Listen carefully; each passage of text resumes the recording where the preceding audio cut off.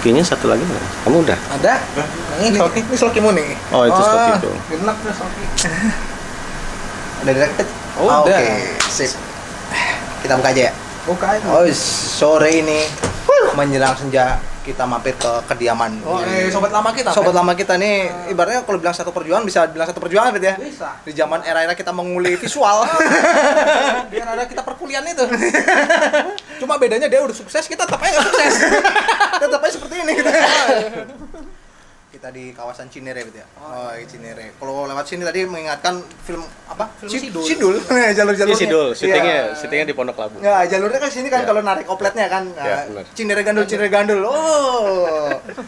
Begitu masuk kompleks ini, bus ini kayak satu babak apa namanya? Kayak satu part di rumahnya satu kekasihnya Sidul, Non Sarah. Rumahnya gede bener. Oke, langsung aja di Asutra Urban. Salam Jimek. Jilatin mikrofon. Asik ya, bebotoh anjing. Kita udah punya modal sehat, Wena? kita. Sehat, alhamdulillah. Thank Thank you, you, Wena. Wena. Fit. Oke. Sudah menyempatkan waktunya hari ini. Mm-mm. Kabar baik. Wah, kayak gini kabar Mas. Mus Wena. Mus di sana. Ya, kalau kita ngomongin Wena ini Fit ya, kita kenalnya udah dari era 2008 ya. Kita tahu 2008. 8 ya, benar? Gua pertama dulu tuh bisa kenal sama Doi itu waktu ini, zaman MC di Hard Rock. Mois. Fit bisa MC di Hard Rock nggak, ternyata ada Wena salah satu ininya, timnya juga disebut, oh anjir, oh ini yang namanya Wena. Oh iya. Jadi kalau aku dulu sebelumnya kenalnya dari ini, sebelum masih Wena masih jadi seorang ini art director. Videographer dan art director. Sempat Doi dulu mau bikin klip, coba hubungi aja Wena. Wena siapa? Kan banyak Wena. Wow, ini Wena. Aku kira makin ke depan bakal kayak apa namanya? Seorang videographer atau jadi seorang art director lah yang sukses. Ternyata banting setir men. Oh iya. Jadi seorang ini bos IO. Dan sekarang ini nih ramah bisnis baru, men. Oh, iya. Jadi seorang kearifan lokal, betutu. Boy, Betul. bisnis di bidang bisnis apa? Kuliner. Bedanya kalau mau betutu gua geratakan. Kalau emang Saya terkonsep. bikin betutu juga. Iya, tapi konsep gua ini, Wen. Cuma menjual kerinduan, tidak menjual rasa. Sibukan belakangnya apa Joen? Sibuk ngebacot. Sama kayak kalian. Kalau kita kan nggak ada ini, nyawen, nggak ada profitnya sama sekali nih. Wena beda. Menyibukkan diri, terus apa? Ya kalau pengennya kan di kondisi sekarang kan tetap harus produktif gitu ya. Iya. Jadi apapun ya kita kerjain gitu. Dan semakin banyak yang dipikirin, semakin banyak yang dikerjakan gitu ya. Dan semuanya perlu dikomunikasikan dengan baik gitu. Dari yang kita bikin, nah ini kan memanfaatkan lahan yang non produktif lah gitu ya. Kemudian kita bikin dapur, menunya ya yang dekat dengan keseharian kita gitu. Ya kebetulan saya orang Bali. Oke. Ya bikin produknya yang memang seputar orang apa, produk-produk Bali lah gitu ya. Oke. Betutu, arak gitu ya, kita develop segala macem. Nah Wen, lu kan kalau mau tarik mundur ya Wen ya. Mhm. Gua tahu lu kan ibaratnya emang dari dari skop bidang videographer Wen. Itu gimana ceritanya tuh Wen? Lu kok bisa Loncat ke sini? Sebenarnya dari awal emang IO. Oh, dia apa emang? Dari awal emang event organizer 2004-2005 di Jogja. Terus karena gagal, kita pulang ke rumah. Kita pulang ke rumah, terus habis itu tahun 2007 kebetulan pada saat itu bikin pemerintah Pemkab kita tuh bikin TV. Oke. Jadi dia salah kabupaten pertama yang punya televisi. Oke. Stasiun Di TV ya? Stasiun TV. Oke. Dia punya radio, dia punya televisi, dan pada saat itu 2007 aku diundang oleh salah satu dinas, kepala SDM, bantuin dong gitu, karena memang kita dekat dengan dunia kreatif gitu ya. Dari sisi acara, terus kemudian bagaimana bikin konten dan lain-lain, dan itu kecemplung lah. Gue termasuk salah satu orang yang belajar juga video editing, tapi pada saat itu edit berita. Oh iya. Kalau yang sudah jam kejar tayang, ya udah editornya gue gitu. Ya udah masukin aja ya gitu.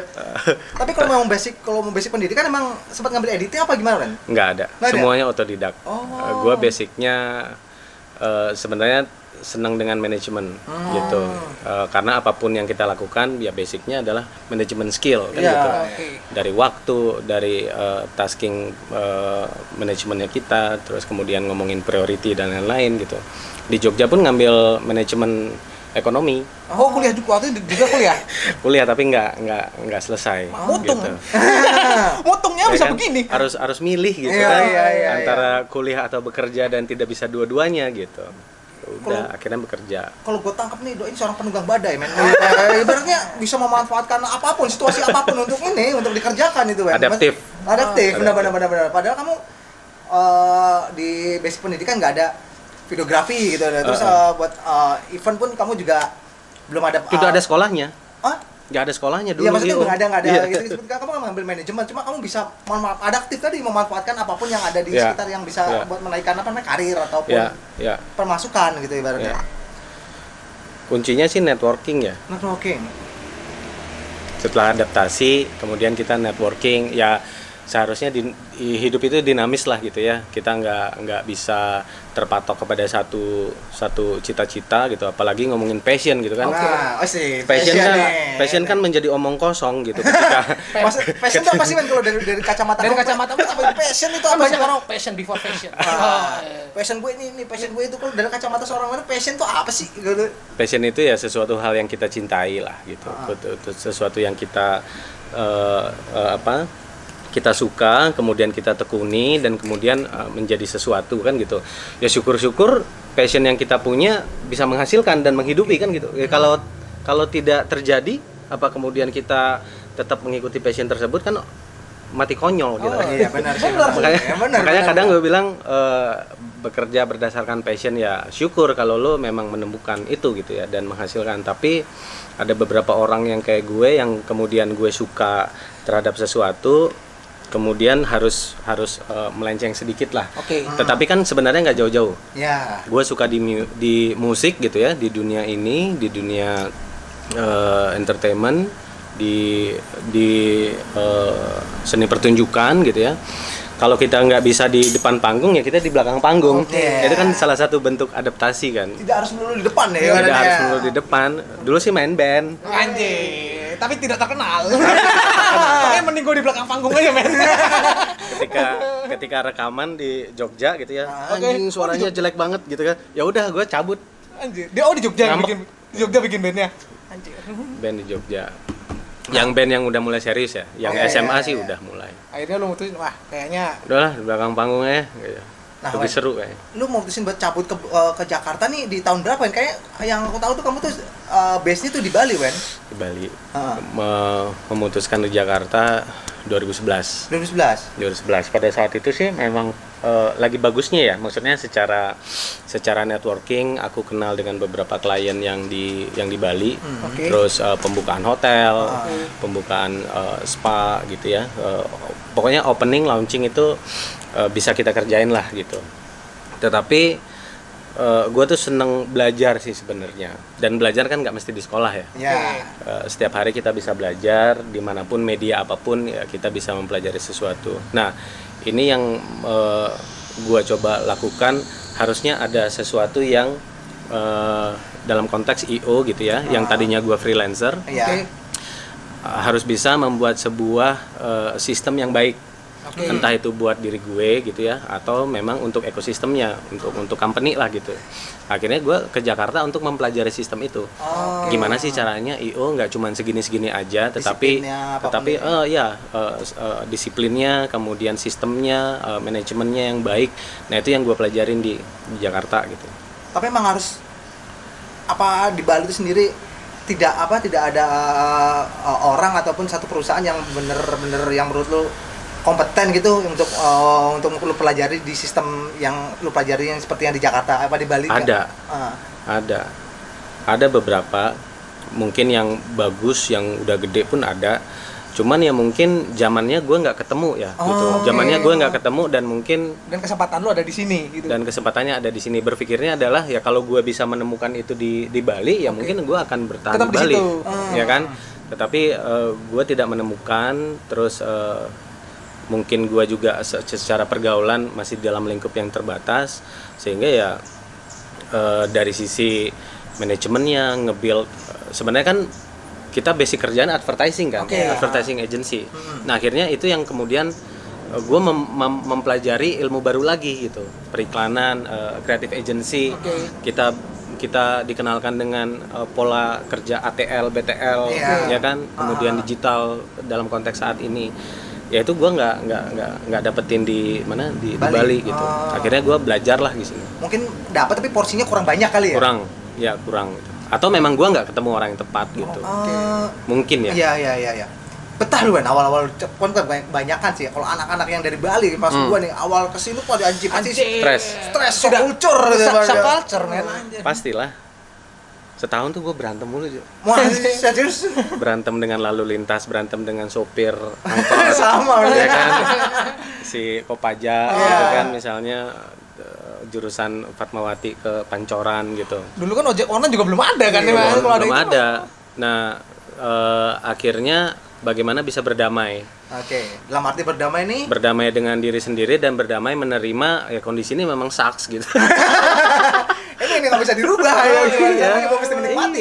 Tinggal dinikmati. Gua macet 3 jam, ya udah nggak apa-apa. Ibarat kita diperkosa men, nikmatin aja, ikutin. Lawan sakit ikutin, nikmatin aja. Gitu, harus berdamai lah gitu, menyesuaikan. Gue kalau ketemu gue banyak hal yang pengen gue tanyain orang kita udah lama nggak berjumpa nih secara ngobrol gini ya. Asli. Lu belakangan kemarin ya sebelum pandemi sih, lu tuh banyak apa namanya? Gue lihat di sosmed lu itu banyak lu kayak melakukan kegiatan untuk pembangunan Bali pada umumnya, negara pada khususnya tuh. Lu tuh motivasi lu apa sih Ben? Kalau lu kok mau membangun daerah nih, mencapai-capaikan diri lu gitu ibaratnya. Kalau kita udah, maksud gue ada sesuatu yang harus kita share. Lo mau sampai kapan sih lo bekerja gitu ya, kemudian lo bisa menghidupi diri sendiri, menghidupi keluarga ya syukur-syukur gitu ya.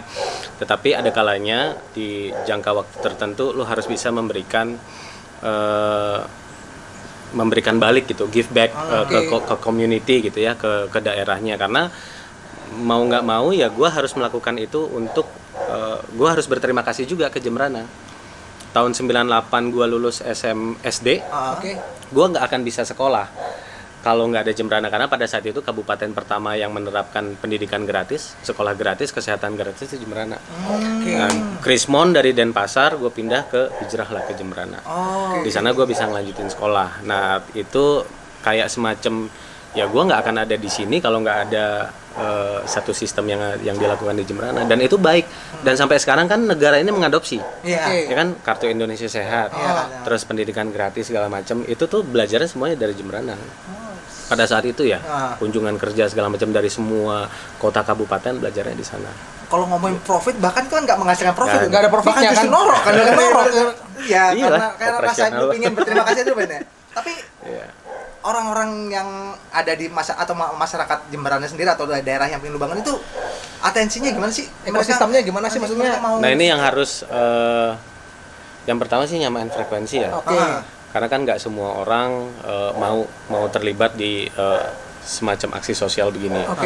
Tetapi ketika kita melakukan sesuatu, orang-orang yang sefrekuensi dengan kita, yang satu energi dengan kita, ya ujung-ujungnya akan berkumpul gitu. Dan itu akan terseleksi sendiri dengan alam gitu kan.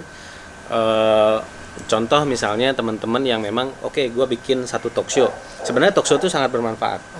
Kita mengadaptasi dari konteks kondisi saat ini gitu. Bagaimana sebuah produk di development misalnya.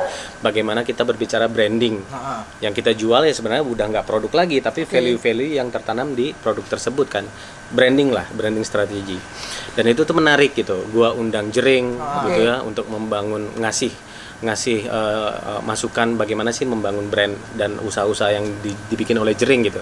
Kita tidak melihat Jering dalam satu konteks musisi doang, tapi dia sebagai entrepreneurship juga kan gitu. Dia pengusaha juga. Terus yang kedua kita undang kayak misalnya Ade Putri. Bagaimana kita ngomongin storytelling, dan storytelling sangat penting banget diadopsi untuk saat ini gitu ya, pada saat kita menciptakan sebuah produk. Terus sampai akhirnya fotografi. Kita undang Dibal pada saat itu. Dibal kan top banget ya fotonya. Keren gitu, dari dia bikin profil company, bikin dari produk, foto produk dan lain-lain. Itu keren. Dan ya bukan gue yang mengajarkan, tetapi orang-orang yang gue ajak ke sana, undang ke sana, dan mereka memberikan materi.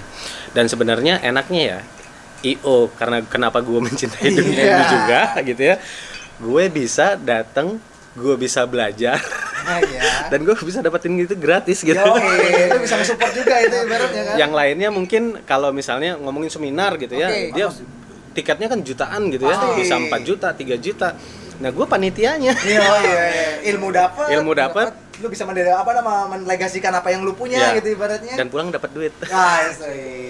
Ini nih. Tapi yang komersil ya. Ini yang dinamakan nih, don't forget your roots. Iya benar. Apapun keadaan jangan lupa akar lu dari mana. Akarnya benar. Nah, Wen, kemarin kalau gue ngomongin Jemberana itu kan orang kalau taunya Bali kan pasti taunya Kuta gitu ibaratnya. Lu berusaha dengan keras, gue lihat nih karena gue tangkap nih kemarin, lu berusaha untuk menampilkan ini loh, ini di sini juga ada sisi Bali itu bukan cuma sekedar Kuta loh. Di sini tuh juga ada nilai jualnya gitu ibaratnya. Lu kayak mati-matian banget itu untuk menaikkan derajat perekonomian orang-orang di Jemberana tuh Bali apa jadi kan? Bali Barat ya. Lu berusaha banget untuk naikkan apa yang ada yang bisa awareness dulu sih. Ya tahapannya kan ada ya. Bagaimana kita ngebangun awareness dulu. Coba dijelaskan awareness itu gimana? Kayak gue asing dengan kata-kata ini kalau di bahwa Bali itu nggak cuman Bali Selatan. Bali itu nggak cuman Kuta, nggak cuman Sanur, nggak cuman Badung, nggak cuman Canggu Jimbaran gitu ya. Ada yang namanya Jemberana, ada yang namanya Buleleng, Singaraja lah gitu ya. Dulu ibu kota kita juga di sana kan, kotanya Bali. Terus ada yang namanya Karangasem. Nah, kadang kita fokusnya kepada pusatnya. Ya sama lah Jakarta sentris gitu ya. Kota-kota yang lain nggak terekspos gitu kan. Nah, di Bali sendiri yang selalu terekspos itu Bali Selatan. Bahkan gue selalu memprovokasi gitu ya teman-teman gue. Udahlah, lo berangkatnya dari Jakarta, turunnya di Banyuwangi. Perjalanan pada saat itu Banyuwangi sudah berhasil membangun airport, bagus banget gitu ya. Ya sudah saatnya kita masuk Bali melalui barat. Gitu. Membranding daerah sendiri. Dan itu menarik gitu karena ketika yang dari Surabaya, dari Jakarta atau orang-orang yang masuk ke Bali melalui perjalanan darat gitu ya, pasti pintu gerbangnya itu ada di barat, di Jemberana gitu. Dan seharusnya, ini kalau konteks logika kita berpikir, yang namanya tempat masuk itu harusnya sejahtera. Harusnya karena saringan awal, ibaratnya pintu masuk awal kan. Pintu masuk awal harusnya sejahtera. Begitu juga dengan Karangasem. Begitu dia menjadi pintu masuk dari timur, harusnya orang itu lingkungannya sejahtera. Nah, airport juga begitu. Di selatan kan, di Badung. Ya dia akan menjadi sejahtera karena menjadi tempat pertama untuk disinggahi gitu. Nah, yang terjadi adalah dia menjadi tempat persinggahan doang. Dia tidak mau stay di sana. Kadang orang malam stay semalam, terus kemudian besok paginya sudah melanjutkan. Cuma buat transit aja kan? Cuma buat transit. Nah, ini sebenarnya kota transit. Nah, sekarang bagaimana caranya ini menjadi destinasi gitu, melalui ya tadi kalau kita ngomongin accessibility mungkin jauh ya, dari Badung airport kemudian ke Jemberana tuh bisa 3 jam. Kalau kita ngomongin Bali loh, 3 jam tuh jauh loh. Kalau kita ngomong di sini, kalau ngomong di sini dekat lah. Kalau ngomong di sini 3 jam kita masih di tempat yang sama kan. Makanya gue bilang kita ketemu di mana gitu. Kita ketemu di Nusa Dua, jauh gitu kan. Iya. Gitu kan. Itu masuk sini udah gitu. Lanjut men ke masalah. Nah, harusnya itu kita membangun awareness dulu, terus kemudian kita coba explore lah gitu. Kita coba explore dari sisi potensinya. Entah itu potensi alam, entah itu potensi dari sisi mungkin desa wisata. Terus kemudian pengalaman kita di Jemberana tuh ngapain kan gitu. Terus yang nggak kalah pentingnya adalah kita coba mengingatkan manusianya gitu. Sebenarnya semua potensi ini ujung-ujungnya adalah manusia. Sumber daya manusianya itu SDM ya. Kita ngomong deh Jemberana, pantai yang paling bagus di mana sih? Apa Medewi ya, bukan ya? Medewi karena dia memang surfing, destinasi buat surfing. Tetapi semuanya rata-rata pantainya hitam gitu ya. Terus kemudian ya itu tidak menjadi menarik lah kan gitu. Daya jualnya karena kurang lah ya. Daya jualnya kurang. Terus kita punya kuliner sebenarnya, Betutu Gili Manuk. Ya, yang sangat terkenal itu. Orang nggak tahu asli Betutu Gili Manuk itu di mana. Nah, ini yang kemudian kita coba perkenalkan bahwa ada mentempeh gitu dari mungkin 1907 berapa gitu ya, gue lupa. Ini yang kita perkenalkan sejarahnya, kemudian potensinya, tradisi-tradisinya. Kalau yang balapan sapi apa makepung, ya kan, dan makepung itu menarik gitu, maksudnya itu tradisi yang memang mungkin satu gitu ya, gue juga sedikit mempelajari lah gitu. Pada saat dia panen gitu ya, menuju penanaman selanjutnya itu kan harus digemburkan kan tanahnya. Nah, itu yang digunakan masyarakat untuk menggemburkan. Oh, historinya seperti itu ya. Makepung lampit gitu. Secara tujuan dan fungsi dia punya untuk menggemburkan tanah, secara tradisi untuk selebrasinya ada gitu. Dan itu menjadi daya tarik wisatawan datang. Sebenarnya bagaimana sekarang PR-nya kita memolesnya gitu, mengemasnya. Ya. Karena pada saat si Netflix bikin, lu pernah nonton kan yang Makepung Lampit itu? Itu luar biasa keren gitu. Karena angle pengambilannya. Nah, ini yang harus kita pelajari kan. Bagaimana membuat sebuah video kemasan yang menarik kan gitu, dari sisi angle, sinematografinya dipikirin, terus unsur-unsur budaya yang diinsert terhadap ke video tersebut apa aja gitu. Dan itu nggak jauh-jauh dari sekitar kita. Padahal kalau gue lihat ya, produknya sama kok, cuma kemasannya aja yang berbeda. Kenapa kemasannya dia lebih bagus? Artinya kita harus belajar dari mereka kan gitu. Nah, men, itu saat lu perjuangan seperti itu, ngomongin perjuangan ibaratnya berat amat. Dari bukan PDI doang, men. Wena juga ada perjuangan nih, Wena juga perjuangan. Terbologam. Itu dari Pemda sendiri ada dukungan nggak, men, ke lu, ibarat apa lu memang bergeraknya secara independen aja, men? Yang pertama pasti ya, kalau kita kan militan dalam gerakan bawah tanah gitu ya. Ya udah kita bergerak aja. Independen aja udah. Kita bergerak independen dulu sampai akhirnya stakeholder yang di atas, pemimpin gitu ya, Pemda akhirnya melihat gitu, ini anak-anak bikin serius, apaan sih gitu ya. Kemudian ya yang kita butuhkan konsistensi juga. Jangan sampai kita bikin 1, 2 kemudian berhenti. Nah, ini kan menjadi pertanyaan juga, sanksi orang untuk melanjutkan apa sih, mendukung program yang kita bikin kan gitu. Nah, sampai akhirnya ada suatu pertemuan memang kita rekayasa gitu. Lah, materi rekayasa itu gimana nih? Rekayasanya rekayasa sosial lah gitu ya. Ini anak-anaknya udah kita kumpulin menjadi sebuah forum gitu ya. Di sini ada musisi, ada videografer, ada fotografer, ada pecinta literasi gitu ya, sastrawan, termasuk media. Nah, ini yang kemudian kita rumuskan, kita mau jadikan Jembrana ini seperti apa kan gitu. Dibawa kemana gitu. Dibawa kemana dan arahnya seperti apa. Nah, kemudian kita undang si pemimpin kita, Pemkab gitu ya, pemerintah kabupaten, pemerintah daerah, kita undang.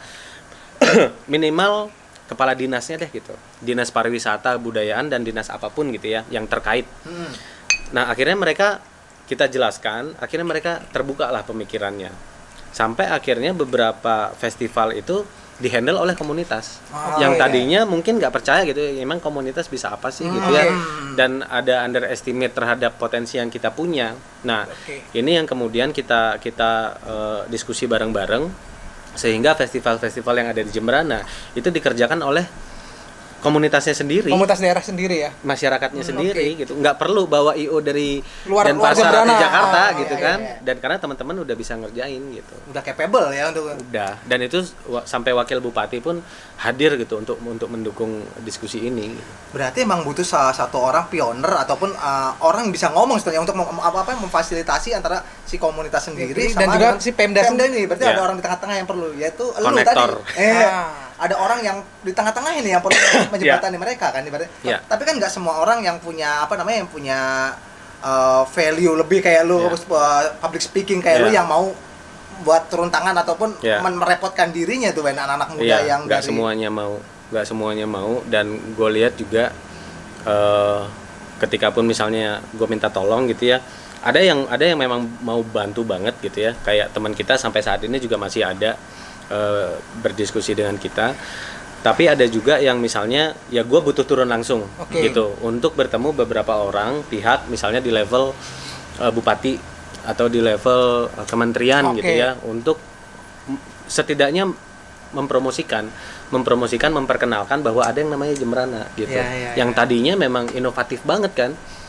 Bupati kita tuh mantan Profesor Winasa, sekian banyak prestasi gitu. Oke, tahu tuh cerita ya kan? Pak Winasa itu tuh. Living legend lah gitu ya. Legend itu. Dan ini yang harus kita teruskan, jangan sampai pergantian kepemimpinan, terus pergantian pembangunan, terus ini yang inovatifnya jadi hilang. Kita Nanti punya gitu pabrik, ya. kita punya pabrik coklat kok. Oke. Pengolahan sampah kita udah dari dulu melakukan. Terus pengolahan air laut menjadi air minum kita yang pertama melakukan di Indonesia bahkan gitu kan, dengan teknologi Jepang. Visioner. Visioner. This is living legend Profesor Winasa Bupati kita. Tetapi ini menjadi menurun ya gitu ya secara awareness karena memang itu tidak dilanjutkan. Ya biasalah itu egosentris politik gitu ya. Dan ini harus kita benerin gitu. Dan benerinnya kita tidak perlu masuk menjadi politikus gitu. Tidak menjadi politik, tapi kita grassroots, bawah tanah. Tetapi visi kita tuh punya gitu. Kita memiliki satu visi gimana sehingga Jemberana ini kembali jaya lah gitu istilahnya, kembali dilirik dan inovasi-inovasi yang lain harus muncul gitu. Dan itu harus dilakukan oleh generasi sekarang, generasi muda gitu.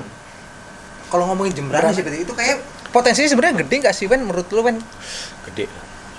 Tetapi bagaimana, ya balik lagi bagaimana kita memoles. Karena ini kalau berbicara Jemberana itu sebenarnya akulturasinya kuat. Iya. Ya kan? Kita masuk ke Jemberana lewat Gilimanuk tuh nggak ada Bali-Balinya. Iya. Iya nggak sih? Sorry kok aku potong, dari zaman penjajahan dulu aja kan masuknya kristenisasi di Jemberana, tapi orang-orang masih tetap memanggilnya kayak kalau di sini Tuhan Yesus, tapi kalau orang-orang Jemberana, orang negara Indonesia, aduh Betara Yesus, sama ada tetap ada gitu ya. Iya. Akulturasinya kuat, terus kebinekaannya luar biasa. Kita hidup berdampingan dengan baik gitu ya, dengan Kristen, dengan Muslim gitu ya di Kampung Loloan.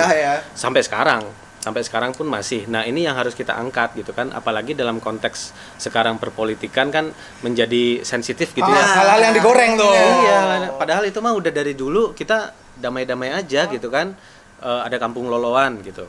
Terus ada Blimbing Sari. Terus Desa Palesari di mana setiap Natal orang yang sembahyang tuh pakai pakaian adat Bali, tidak melupakan kulturnya, tetapi dia beragama Kristen. Sembahyangnya juga sembahyang pakai adat bahasa Bali. Iya, gitu ya. Yang Betara Yesus. Iya, Betara Yesus kan diceritakan Betara Yesus. Iya kan? Gitu. Nah, itu tuh sebenarnya simpul-simpul kebudayaan yang harus kita koneksikan gitu ya, sehingga ini bisa menjadi kuat. Nah, kalau ngomongin pariwisata, ya kita nggak usah meniru pariwisata yang dilakukan oleh Bali Selatan, nggak perlu gitu. Karena udah punya ini sendiri. Kita punya strategi sendiri dengan misalnya destinasi budaya gitu ya. Kita ke Blimbing Sari, kita ke Loloan gitu kan, Kampung Melayu, Bugis gitu kan. Terus kemudian kita punya puri gitu kan. Sehingga ini menjadi destinasi culture tourism lah gitu. Iya, ibaratnya ini budaya urban udah dari zaman dulu di negara ya. Sekarang baru ada urban dari dulu. Iya, dan kita pesisir gitu.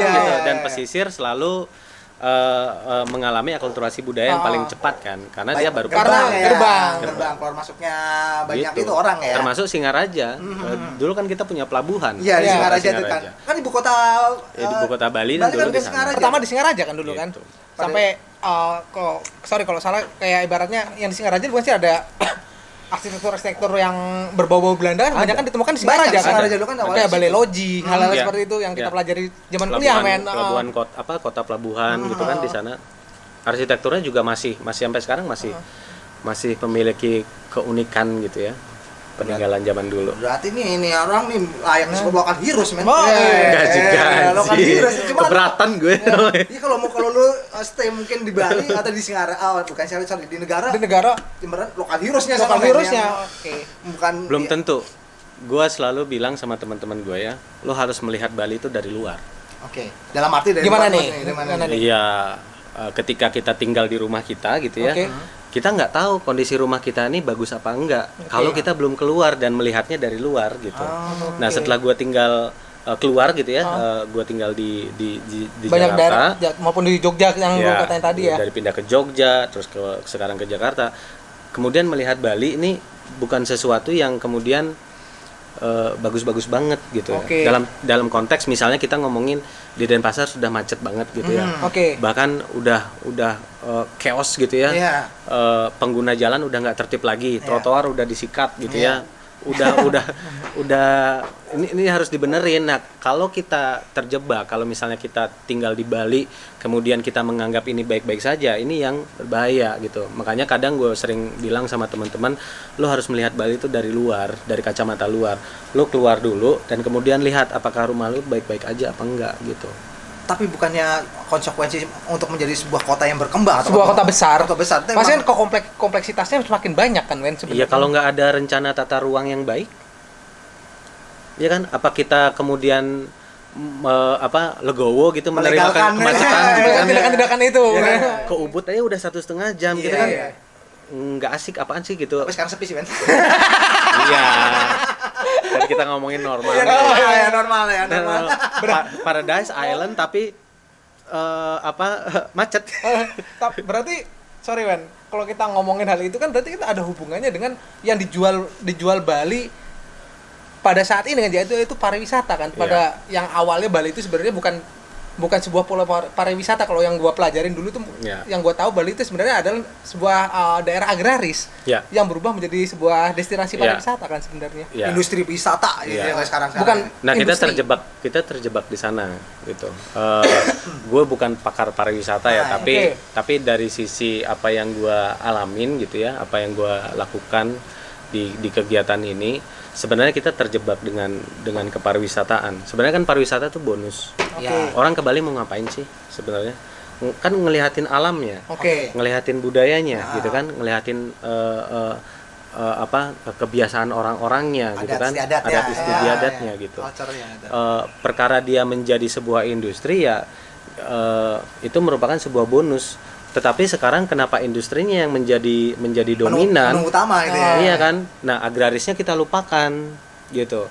Subaknya sudah kita nggak pernah promosikan lagi. Padahal kan di Indonesia ini yang punya sistem irigasi yang bagus itu kan di Bali kan. Diakui sampai UNESCO. Subak, iya, terasering segala macam, ya kan. Nah, itu aja yang kita lestarikan, budayanya kita lestarikan sehingga orang tetap akan ke Bali kok gitu. Tanpa harus menjual embel-embel pariwisata ya.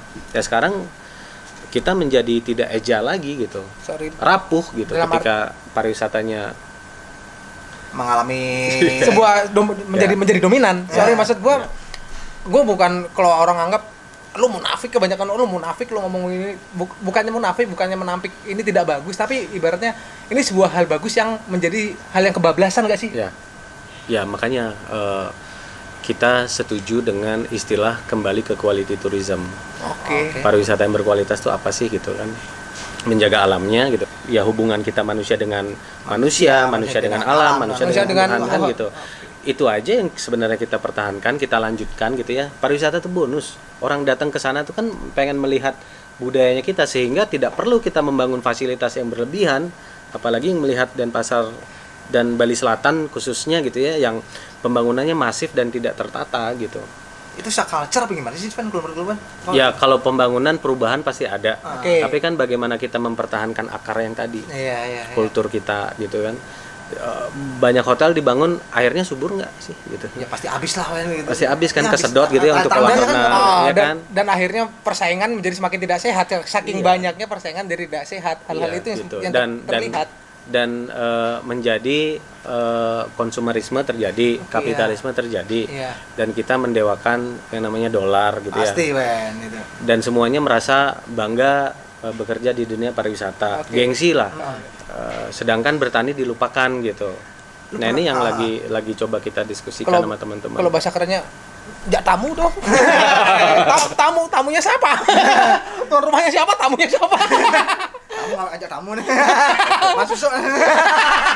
Tapi kan itu pilihan. Pilihan maksudnya. Tapi harusnya ada satu sisi yang kita benarin sama-sama lah. Yang kayak gue bilang tadi kan, ibaratnya ini bukan hal yang jelek, ini hal yang baik, tapi menurut gue lama-lama jadi hal yang baik yang kebablasan gitu loh.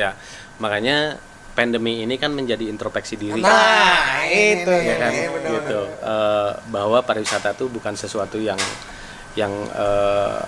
kuat gitu ya. Bukan segalanya lah. Benar-benar di saat ini kita diuji ibaratnya. Satu sisi kita introspeksi satu sisi lagi, sebenarnya kan alam berbenah kan. Oke. Ya. Dengan terjadi pandemi ini kan orang tidak mobilitasnya berkurang. Terus gas-gas emisi yang timbul, karbon yang tertimbul dari kendaraan itu dikurangi, sehingga ya biarinlah alam ini memulihkan dirinya sendiri dulu. Nah, kita manusia yang harusnya beradaptasi gitu.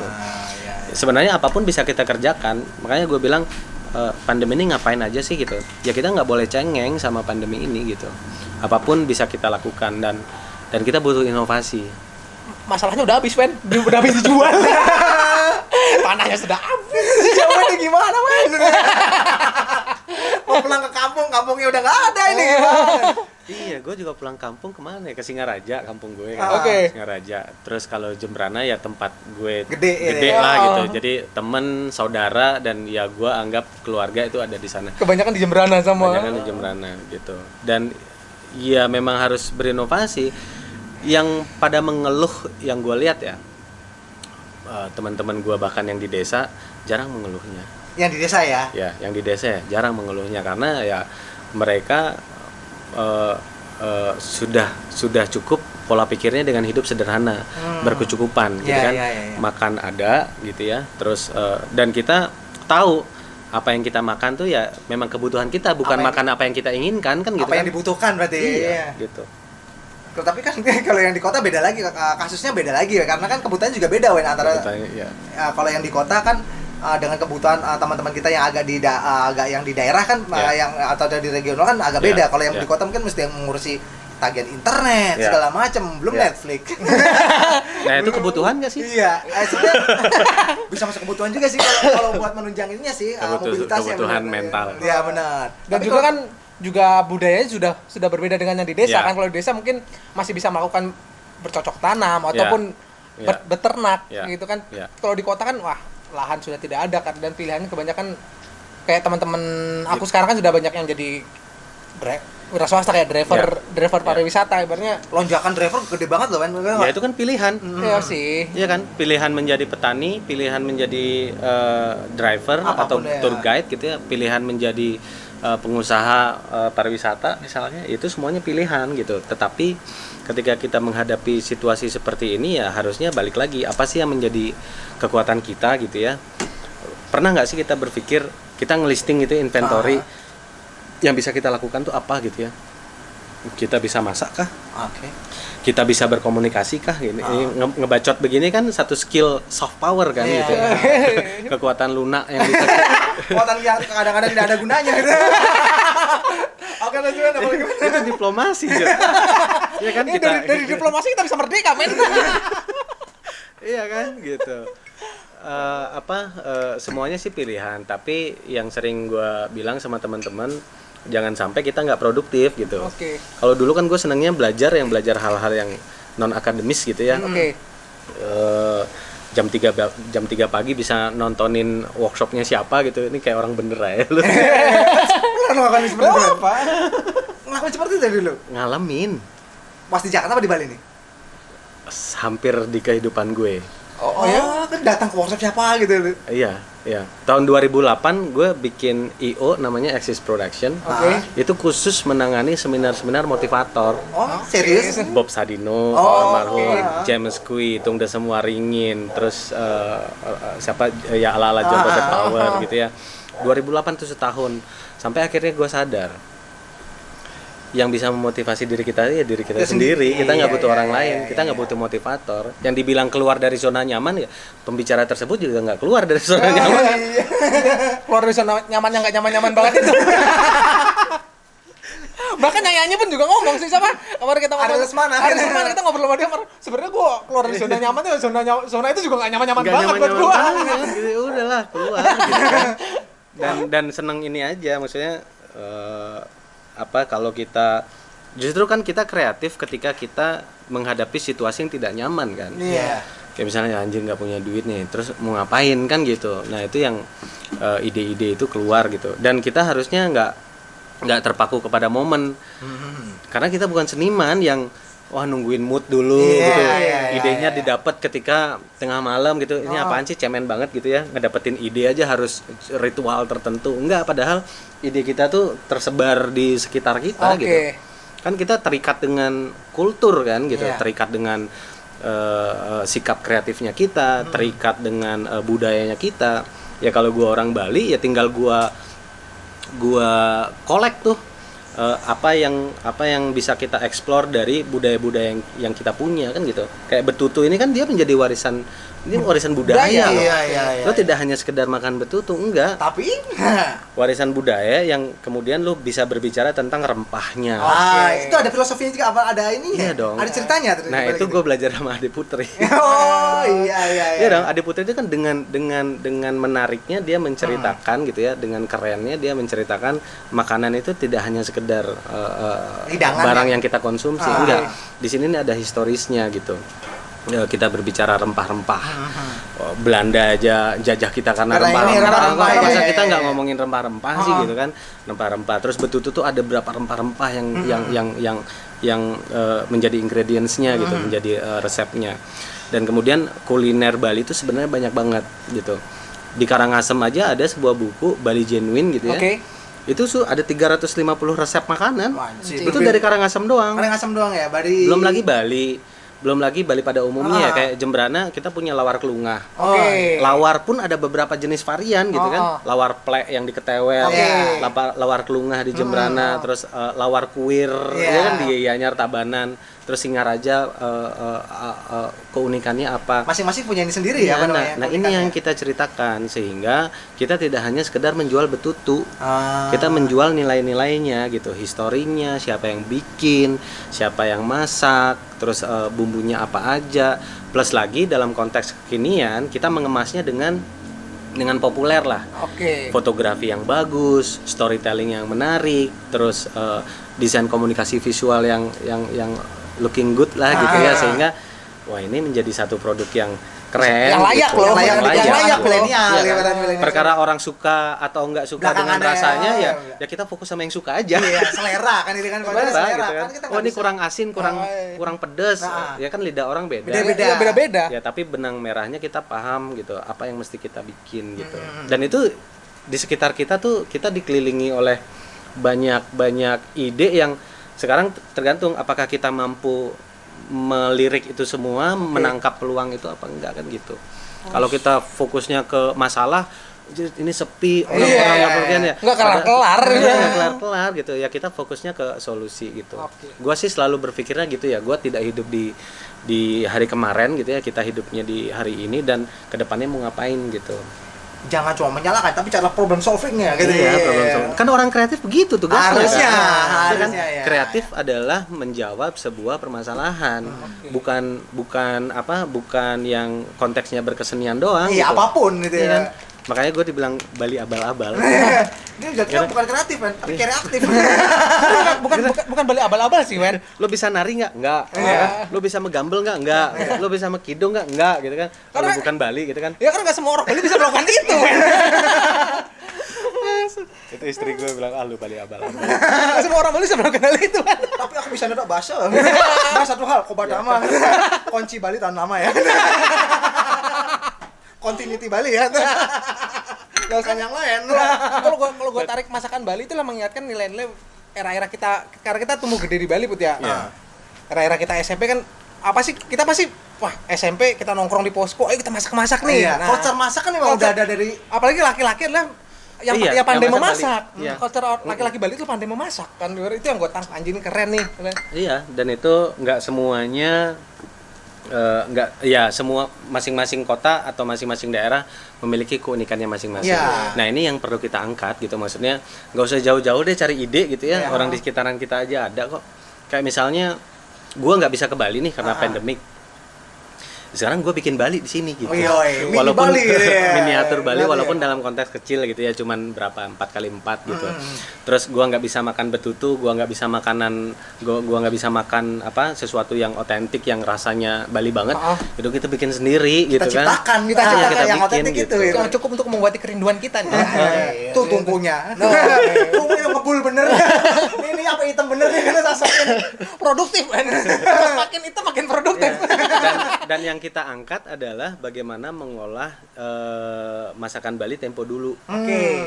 Ini yang mungkin akan menjadi pembeda dengan masakan lainnya gitu ya. Oke. Kita punya bebek kita sekam gitu ya, pakai gerabah, terus pakai berapa lama kita sekam gitu, terus si betutunya kita pakai kayu bakar gitu ya, pakai tungku, sehingga kekasan untuk Otentiknya itu aroma smoky dan otentiknya masih dapat dapat kejar gitu. deh ibaratnya. Ya kalau kita ngejual betutu doang ya semua punya betutu kan begitu. Karena ambience yang dijual dan juga Experience. rasa kerinduan itu yang ya.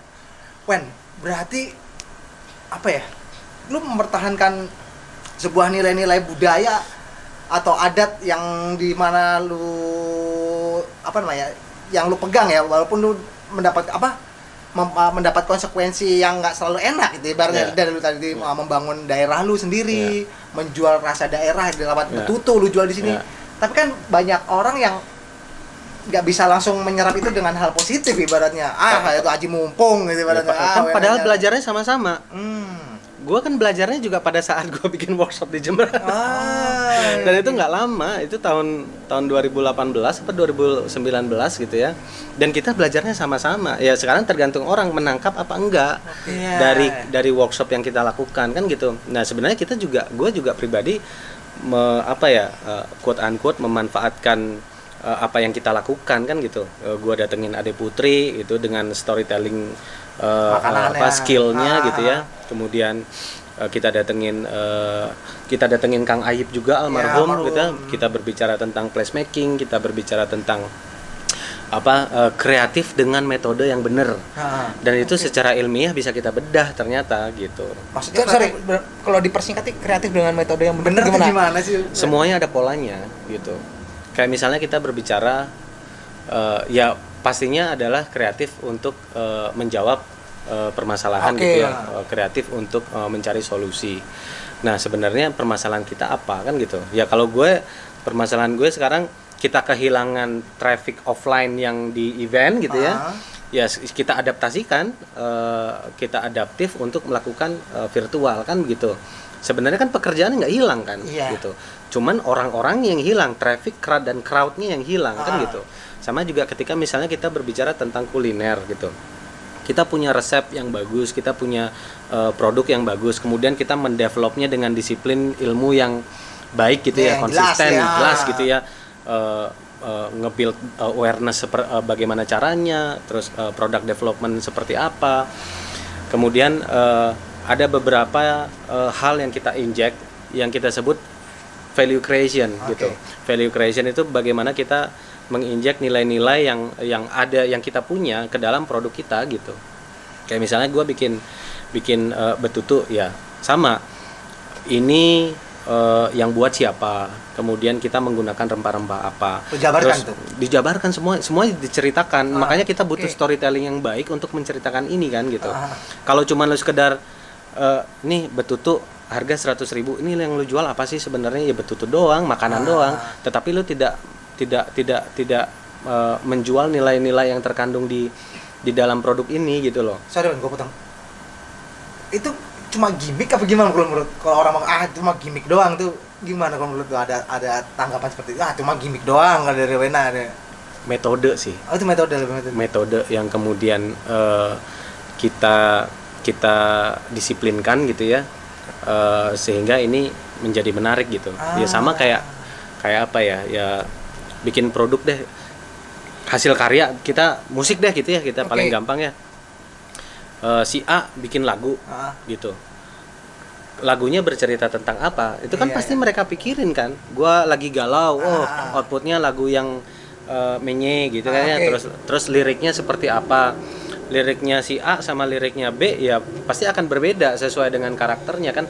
Terus packaging bandnya seperti apa, formatnya seperti apa, apakah butuh violin, apakah butuh pianis gitu kan, untuk menambah elemen itu ya, menambahkan ambience-nya. elemen tadi. Terus genre, ya kan, kita mau memilih genre apa kan gitu, apakah rock, ya kayak dia tuh sering bilang lah, maksudnya ketika lo tidak mampu menceritakan genre lo apa, ya kali orang lain mau mikirin.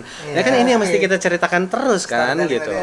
Terus bagaimana performance-nya, terus bagaimana merchandising-nya, sehingga customer ataupun fans gitu ya loyal terhadap produk ini atau terhadap band produk ini gitu. Gitu sih. Berarti kalau Dan ada metodenya, itu yang tadi gua bilang. iya benar-benar. Berarti kalau yang gua tangkap ya, nggak semua orang punya daya tangkap yang sama ya berarti. Ada kalanya atau better kita kasih penjelasan tuh ya, makanya ada workshop. Dan workshop itu kan kita belajar banyak hal ya gitu. Dan itu nggak susah kok dipelajarin gitu. Dan itu selalu gue ceritain gimana cara nge-build brand, sehingga walaupun ya belum sukses amat ya, tapi setidaknya itu punya dampak buat diri kita sendiri dan ekosistem kita. Paling nggak lu udah ada movement yang lu lakukan gitu ya, moment itu ya. Sama kayak gue banyak banget kerjaannya sekarang kan. Di sini aja gitu ya, ada otak kiri event yang masih jalan. Ya ada, walaupun adaptif ya, ada dari 18 orang menjadi 5 orang. Ada yang resign, kemudian ada yang kita nonaktifkan gitu. Kita mesti adaptasi. Kemudian ada Sedapur Tungku. Kemudian ada Studio Genah. Studio Genah ini kita menjual barang-barang pre-love. Yang menjual barang-barang bekas. Tapi kita kurasi. Misalnya alung ini gitu ya. Lesung. Ini kan satu pohon yang dia pohon gelondongan, solid gitu ya. Terus beratnya 150 kilo, mungkin kayunya 50 tahun ke atas gitu ya, sehingga ini punya nilai tersendiri lah ya. Ya, nah ini yang kemudian kita jual bekas gitu. Terus ada meja makan, kemudian ada dipan yang ada unsur keunikannya lah gitu, yang punya value, dan ini kita jual gitu semuanya. Dan ini barang-barang yang di rumah gue gitu kita jual. Terus dari si Sedapur Tungku ini kemudian berkembang, kita kerjasamakan dengan pihak lain, dan nanti bulan depan kita buka outlet gitu. Buka outlet. Di mana itu? Sosokan gue di mana itu? Ada, nanti kita kasih tahu. Di M-Block sih. Berarti bisa buat numpang bikin konten. Bisa dong. Tapi jangan lupa sama belanja. Sama belanja. Dan ini menarik karena pola bisnisnya juga sudah berubah. Gitu. Target marketnya juga berubah juga dong, men, berarti. Target market sih sama. Maksudnya orang yang namanya pangan gitu ya, semua juga butuh makan. Tetapi kan sekarang tergantung selera kan gitu. Nah, kita harus punya pemikiran, analisa lah ya. Siapa-siapa saja yang suka dengan masakan Bali gitu. Dan semua orang merindukan Bali, dan semua orang cinta sama Bali pastinya ya kan. Nah, ini yang kemudian kita hadirkan gitu ya, secara kemasan yang baik gitu ya, dari rasanya, dari packagingnya, kemudian dari otentiknya gitu ya, terus kemudian dari experience-nya. Ini akan menjadi satelit gitu, orang makan di M-Block gitu ya, dengan kemasan yang urban lah gitu ya, pop milenial lah gitu ya. Tetapi untuk mendapatkan experience-nya mereka bisa datang ke sini gitu. Sampai kita ngomongin araknya gitu. Ada kelasnya, men. Iya dong. Dan itu kan arak itu lokalitas kan. Iya. Sekarang tergantung gimana cara mengemasnya, balik lagi itu. Berat banget ngomong sampai bawa satelit, men. Ibaratnya gini, kenapa nggak mungkin ibaratnya mari kita membentukkan budaya makan betutu setiap hari, karena budaya makan nasi padang tiap hari aja ada. Kenapa nggak mungkin kita membutuhkan rendang itu sudah keliling dunia loh. Kenapa nggak mungkin kita membudayakan makan betutu tiap hari? Iya. Kan orang kalau makan betutu kan paling untuk acara-acara tertentu. Kalau di sini lah ya, bukan di Bali ya. Kalau di sini kan di Bali kan bisa setiap hari orang setiap hari. Masih campur. Kenapa nggak mungkin kita membudayakan hal itu, men? Kita makan nasi Bali setiap hari, bukan hal yang nggak mungkin kan? Ya karena ini aja mungkin karena belum terbiasa kali orang yang menjual nasi campur di sini tidak sebanyak orang menjual nasi Padang kali ya di sini di Jakarta. Makanya orang lebih familiar dengan nasi Padang daripada dengan nasi betutu mungkin. Nah, tugas kita membetutukan Indonesia. Itu bukan hal yang tidak mungkin, men. Mencuankan betutu. Bagus itu, men. Bagus juga buat gua. Bagus buat Wena, bagus juga buat gua. Mengkomersialisasikan. Benar-benar, men. Gitu. kemarin sebelum pandemi itu kan, orang untuk melirik sektor agrikultur kan sangat kurang minatnya. Lebih baik gue invest di bidang pariwisata ataupun di bidang industri. Agrikultur itu cuma sebagai sekarang fungsinya kalau lengkap-lengkapan. Kalau di Bali itu sebenarnya untuk salah satu bagian dari pariwisata sendiri kalau di Bali, kalau gue lihat loh ya. Nah, bukan menu utamanya, tapi cuma menu plusnya dari pariwisata. Ada pariwisata yang punya kampung yang buat menanam apa gitu, ada misalnya ada kampung ya kayak kampung apa Pit ya, kampung wisata yang ada berarti kayak ada pembajak sawahnya, cuma sebagai tontonan doang, tapi bukan menu utama. Tapi gue lihat lu kemarin sebelum pandemi lu udah berani menginvestkan nominal yang nggak kecil, gede untuk membuat bisnis di agrikultur itu. Itu landasan lu apa, Wen? Yang akhirnya sampai saat ini lu mungkin udah bisa merasakan hasil, wah akhirnya invest gue kemarin tuh terjawab bener loh ya gitu. Secara arah sih bener ya, maksudnya gue tuh punya cita-cita, gue punya bisnis pangan, gue punya bisnis sandang dan papan. Oh ya anjir, developer men. Tiga doang itu dan kesehatan. Dan kesehatan. Nah, gue pengennya investasinya di sana 4 itu doang. Nah, yang sekarang kejadian kan baru makanan kan gitu ya. Terus yang kedua properti memang mungkin belum, tetapi ada arahnya ke sana. Ya kita bisa bikin apa aja. Nah, berkaitan sama agrikultur sebenarnya kita yang pertama adalah sebenarnya membantu gitu. Ada beberapa tanah yang memang tidak produktif dan itu rencananya dijual gitu. Oke. Gue selalu bilang sama teman-teman gue yang punya tanah jangan dijual gitu, minimal dikontrakkan. Kalaupun dikontrakkan untuk apa kan gitu, karena ini kan pedalaman kan, yang di Bangli itu Mupubati Farm. Oke. Itu pedalaman banget gitu di desa Jeruk Mancingan gitu di Bangli. Nah gue bilang sama si Dap, karena memang idenya dari dia gitu ya, dia pengen bikin satu perkebunan yang sekaligus memberdayakan masyarakat gitu. Tetapi dia memang tidak ketemu dengan orang, mesti ngomong ke siapa nih, dan idenya mungkin belum disambut dengan baik gitu ya. Nah, ya gue karena memang gue berteman gitu ya, bersahabat lama, dan gue percaya ini orang idealis dan punya satu visi yang baik gitu ya. Ngomongin pangan, ngomongin perkebunan gitu ya, ngomongin keseimbangan alam gitu kan, ngomongin pemberdayaan ekonomi masyarakat. Ya ini harus kita support gitu. Dia butuh orang yang sefrekuensi nih ceritanya nih, belum ketemu. Nah makanya ya kita kumpulnya karena memang kita sefrekuensi kan gitu. Dan kita nggak akan ketemu kalau kita nggak punya energi yang sama kan gitu. Akhirnya kita memberanikan diri invest gitu, bahkan sampai 30 tahun gitu. Cuman disewa.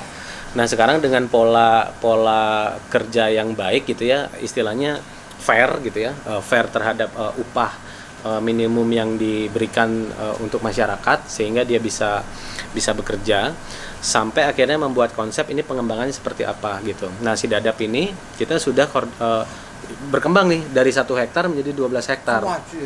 Dan komoditinya makin banyak, yang tadinya cuma fokus kepada cabai bun, cabai bun, kemukus sama vanili gitu.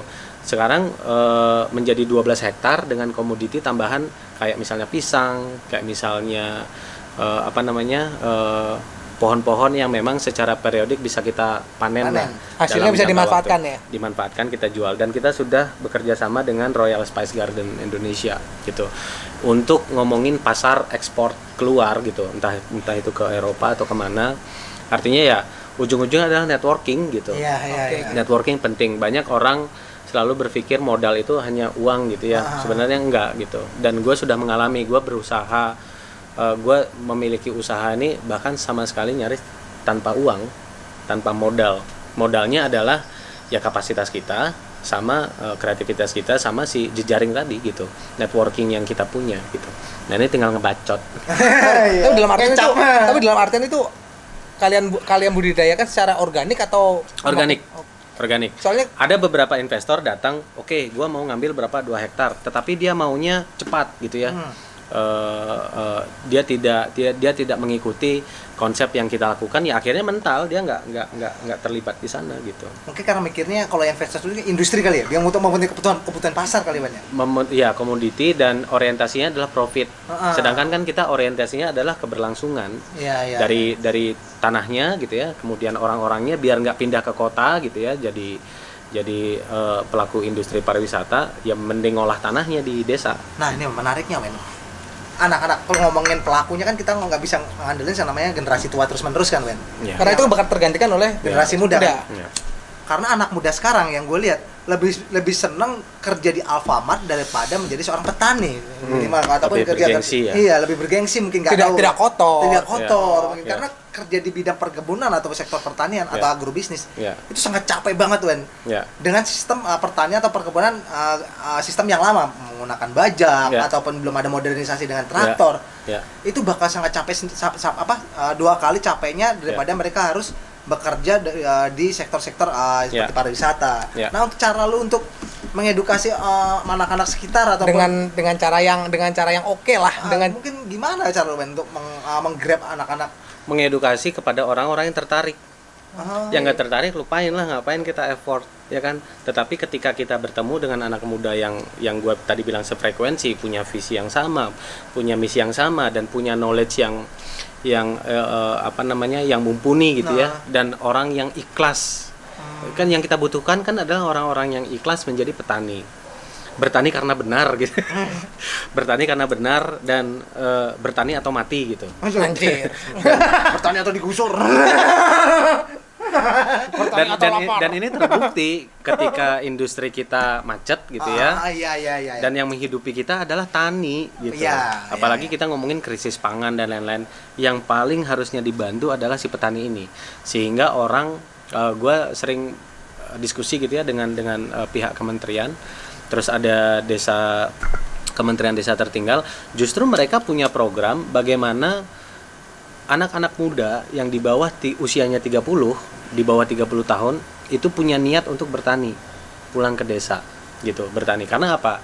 Kalau ngomongin New Urban Agenda gitu ya, orang kan ya akan melakukan urbanisasi besar-besaran. Pasti. Orang desa bakal habis gitu. Ya. Nah, ini bagaimana caranya kita mengembalikan orang-orang desa itu biar tetap stay di desanya. Dengan apa? Ya kita harus menciptakan lapangan pekerjaan baru untuk di desa, sehingga tidak terlalu banyak orang di kota. Permasalahan kota itu kan asalnya dari desa, karena tidak perpindahan urbanisasi ke urban ya. Karena menganggap desa itu Tidak layak, tidak punya masa depan gitu. Dan sekarang ya gue untungnya lagi bertemu dengan banyak orang memiliki pemikiran yang sama gitu, kayak Mas Singgi Kartono gitu ya di Temanggung dengan Desa Papringan gitu, dia bikin pasar Papringan, Desa Kandangan. Bagaimana mengajarkan orang untuk kembali ke desa. Sebenarnya banyak banget pekerjaan di desa yang bisa dilakukan kan gitu. Yang tadinya kebun bambu, pohon bambu, hutan gitu ya, akhirnya dia bikin pasar Papringan dan itu menghidupi desanya gitu. Dan bagaimana menaikkan harkat derajat dari si potensi desanya. Kayak orang melihat bambu ini kan nggak ada nilai jualnya gitu ya. Tapi dengan sentuhan desainer produk yang keren gitu ya, dia bisa menjadi produk yang sangat keren gitu, dan itu menjadi membuat nilai jual value-nya menambah tinggi gitu. Satu sepeda itu bisa 4,5 jutaan gitu ya, padahal itu hanya dari 2 bilah bambu, dan bambu itu harganya cuma 2.000 bahkan 4.000 rupiah gitu ya, karena dinaikkan oleh kreativitas tadi itu Ben ya, itu yang buat harga dari si produk bambu itu dari bahan bakunya menjadi berkali-kali lipat karena kreativitas tadi. Wen, lu lihat Bali sekarang kayak gimana sih Ben? Kalau lihat kita ngomong Bali nih, ngomong secara umumnya. Nggak berani gue ngomongin Ya, Bali. Secara analisa gembel lu aja. Bali harus kembali ke akarnya sih menurut gue. Harus kembali lagi ke kulturnya yang benar gitu ya. Harus kembali lagi kepada hakikatnya orang Bali seperti apa gitu ya. Kalau kita punya sistem irigasi yang baik, subak gitu ya, ya kenapa kita tidak bangga terhadap sistem itu? Dan itu kan turun temurun dari nenek moyang kita kan gitu. Terus kita berbicara bagaimana membahas quality tourism. Quality tourism itu ya sebuah pariwisata, industri. Ini kita terjebak dengan istilah industri soalnya. Pasti, skala besar soalnya. Skala besar, dan sehingga yang kita agungkan adalah investor, pemodal ya. Padahal sebenarnya yang kita agungkan itu adalah nilai-nilai kebudayaan kita gitu. Ketika ada satu investor atau industri yang merusak tatanan kehidupan masyarakat Bali, itu harusnya sudah dengan jelas berani kita bilang itu tidak bisa gitu. Harusnya ya. Harusnya. Nah ini kan Balik lagi kepada orang-orangnya ya. Pemimpinnya harus kita ajak diskusi lah gitu ya. Nah ini kesempatan kita Bali untuk introspeksi diri yang tadi gue bilang tadi.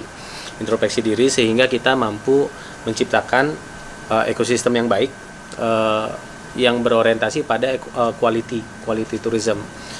Kita nggak butuh kok kayak mall gitu ya, kita nggak butuh pusat belanja yang besar gitu ya, karena yang dicari orang Bali adalah ke sawah, ke desa-desa, ke air terjun, ke alamnya, kemudian upacara-upacara keagamaan yang kita lakukan gitu ya, budayanya. Ini yang mereka cari gitu, yang tidak ada di Eropa, yang tidak ada di London, yang tidak ada di negara manapun. Kan kita punya uniqueness tersendiri kan gitu. Iya. Magnet tersendiri karena Iya. orang kenapa pada kesini tuh mencari itu ibaratnya. Semua pandemi ini cepat berlalu. Ataupun Mempengaruhi kita, men. mempengaruhi mata ini. Mata pencarian. kita. Ya semoga sukses terus untuk Dapur Setungku dari Wena yang dalam waktu dekat ini bakal ngebuka cabangnya di M Block nanti ya. Ya kita bakal datangin. Kalau tetap support lokal, men. Support lokal buat otak kirinya, semoga bisa terus berkegiatan terus ya, meskipun dalam keadaan adaptif ya, ibarat sekarang ya, yang tadinya offline sekarang menjadi online ataupun perubahan dari cara bisnisnya. Pokoknya kita support terus, kita doakan terus, semoga semua jalan semuanya. Terus bergerak dan jangan mandek. Amin. Oke, thank you Wena sekali lagi. Adaptif, terutama benar kuncinya tetap adaptif. Wis kayaknya udah mau maghrib, men. Kita nggak bawa lighting, udah mau gelap. Nanti gelap, men, kalau kita nggak bawa ini. Langsung dari Cinere ya, markas Dapur Setungku. Dari jalurnya Cidul deh. Kita dari Asuhan Urban. Salam Jimet. Jilatin mikrofon.